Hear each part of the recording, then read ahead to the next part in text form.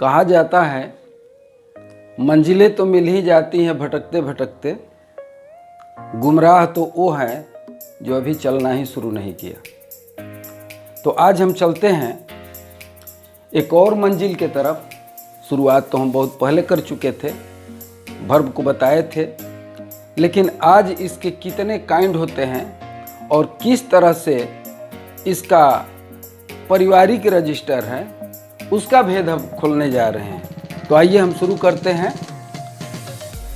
Kinds of verb. इसके पहले हम वर्ब की परिभाषा बताए हैं। A verb is a word used to tell something about person और थिंग। यानी वर्ब एक ऐसा शब्द है या वर्ब एक शब्द है जो कि किसी व्यक्ति या किसी चीज के बारे में वह कुछ कहता है। तो अब हम देखते हैं। इसके पहले हम बताए हैं आप लोगों को कि जितना ऐसे हम लोगों का क्रियाकलाप है जो कि एक्शन में आता है, जो एक जीव जो है वो जितना भी एक्शन करता है वह वर्ब के रूप में आता है। और उसकी पहचान ये होती है कि उस शब्द के आगे ना जरूर लगा होता है। खाना पीना, उठना बैठना, सोना, जगना, कूदना, उछलना, फांदना, इस तरह का जितना भी शब्द है जिसके अंत में ना लगा रहता है। कुछ और भी शब्द हैं जिसके अंत में ना लगा होता है, इसका अर्थ ये नहीं लगाया जाए, बल्कि वर्ब ऐसे शब्द जो कि क्रियाकलाप में आते हैं और शब्द के अंत में ना लगा होता है, तो आप समझ लीजिए कि वो वर्ब है। लेकिन सिर्फ उतना ही से नहीं है। मान लीजिए कि रीड, टेल, राइट, ये तमाम चीज है, तो जो मूल वर्ब होता है उसके आगे टू का प्रयोग जरूर होता है, लेकिन उसका अमूमन आदमी इसका प्रयोग नहीं करता है। जैसे अगर कोई कहता है कि लिखना का इंग्लिश में क्या कहा जाएगा, तो टू राइट होगा। खेलना के क्या होता है, टू प्ले होता है, लेकिन अक्सर इसकी ज़रूरत नहीं पड़ती है। अंग्रेजी एक ऐसा भाषा है कि कुछ भी इधर उधर हो जाता है तो बहुत ज़्यादा उसको लोग ध्यान नहीं देते हैं, काम चल जाता है। लेकिन बच्चों को अगर नींव मजबूत करना है तो काम चलाने से काम नहीं चलेगा। इसीलिए मैंने शुरू में कहा कि मंजिल तो मिल जाती हैं भटकते भटकते, लेकिन गुमराह वो है जो कि अभी चलना ही शुरू नहीं किए। तो बच्चों को अभी चलने के लिए शुरुआत करनी है, इसलिए उनको भटकते भटकते मंजिल नहीं मिलेगा, बल्कि उनको एक अच्छा डायरेक्शन मिल जाएगा। जैसे गूगल पर आपको दिख जाता है कि किस जगह जाना है और खुद डायरेक्ट कर देता है कि नहीं इस तरह से आप जाएंगे तो उस जगह तक पहुंचेंगे। तो मैं ये प्रयास कर रहा हूं कि बच्चे सही चीज़ पकड़ें और उस चीज़ को ध्यान दें। अब देखिए यहाँ पर एक बना दिए हैं हम पूरा उनका पारिवारिक रजिस्टर। कैसे हम चलेंगे? वर्ब है, लेकिन उसमें कुछ ऐसे वर्ब है, जैसे मान लीजिए कि इज एम आर है, तो इज एम आर में तो है, हो है, तो उसमें तो ना नहीं लगा है, लेकिन वो भी वर्ब का ही एक प्रकार है। तो अब वो कौन सा वर्ब है, यही जानने के लिए इस पारिवारिक रजिस्टर का हमने बखान किया है यहाँ पर कि कहाँ से शुरू होता है और कहाँ जा कर के इसका अंत होता है। वैसे इसका कोई अंत नहीं है। अब देखिए वर्ब है, स्पष्ट हो गया है कि यह एक ऐसा शब्द है जो कि व्यक्ति और किसी चीज के बारे में, उसके एक्शन के बारे में कुछ कहता है। अब वर्ब है तो वर्ब को दो चीज़ों में बांट दिया गया है, दो भेद पहले बांटा गया है। एक फाइनाइट वर्ब होता है और एक नॉन फाइनाइट वर्ब होता है।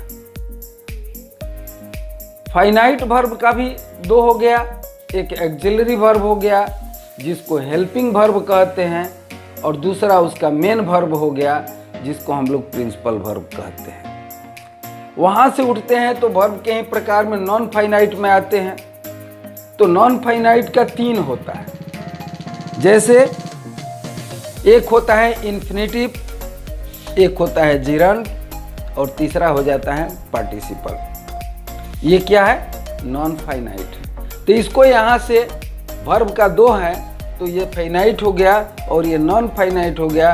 अभी नॉन फाइनाइट को अलग कर देते हैं। अब आते हैं हम फाइनाइट पर।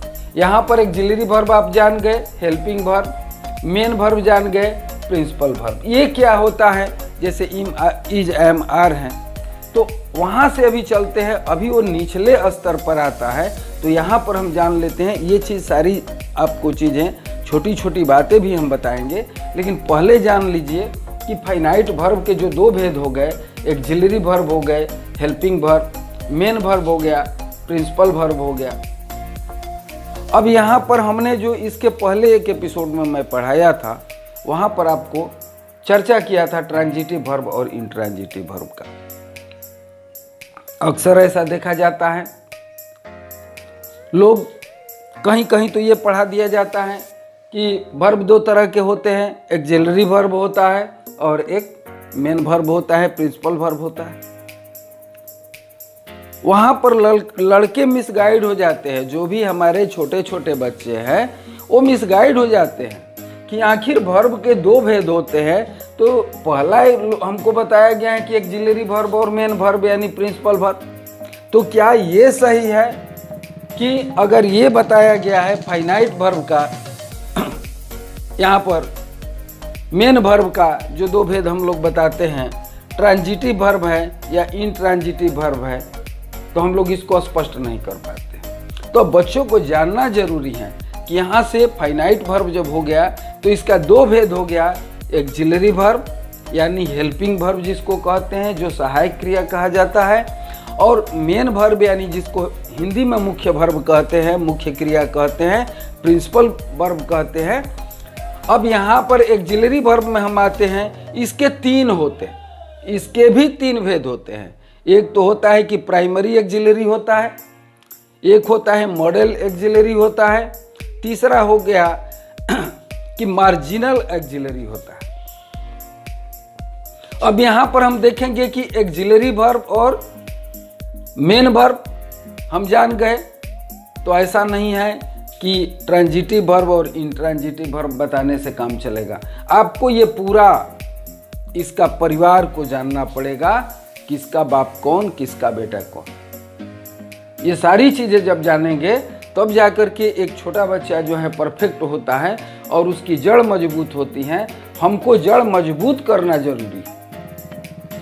दिक्कत यहाँ पर आती है कि बच्चा पढ़ते पढ़ते आगे चला जाता है और उसके मन में ये अंतर्द्वंद चलते रहता है कि आखिर एक्सिलरी वर्ब मेन वर्ब होता है 2 भेद, या ट्रांजिटिव वर्ब होता है, इंट्रांजिटिव वर्ब होता है। बीच में मॉडल की एक चर्चा आती है जो कि बहुत ही बच्चों में क्रेज है। आजकल जिस बच्चे को देखिए गूगल पर क्या ढूंढता है, मॉडल क्या है, मॉडल क्या है, लेकिन वो शुरुआत नहीं जानता है कि इसका बाप कौन है और इसका दादा कौन है। तो पहले बाप, दादा और परदादा को जानना पड़ता है कि जब शुरुआत इसका है, खानदान चलता है वर्ब से और वहाँ से आता है तो फाइनाइट हो जाता है, नॉन फाइनाइट होता है, फिर फाइनाइट।